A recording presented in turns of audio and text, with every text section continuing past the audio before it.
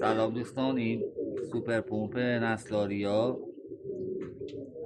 که ترکیباتش هم پروتئین، کربوهیدرات چربی‌های مفید، پودرهای گیاهی، جلبک دریایی، پروبیوتیک، مولتی ویتامین، خیلی چیزا دیگه داره، کلسیم، فسفر، پتاسیم. اینا چند ساعت قبل از دون دادن به صورت چای 4 تا قاشقش رو بریزید توی 1 کیلو دون.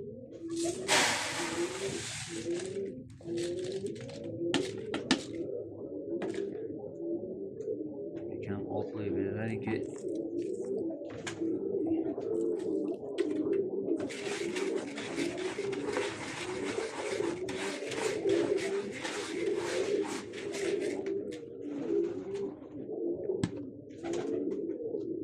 ماهی یه بار که بدین بس.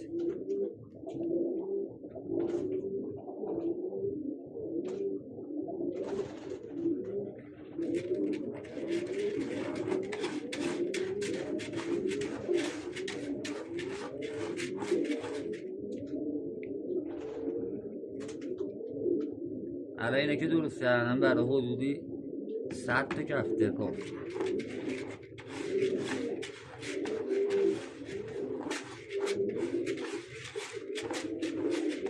به صورت چاش ایشون میدید.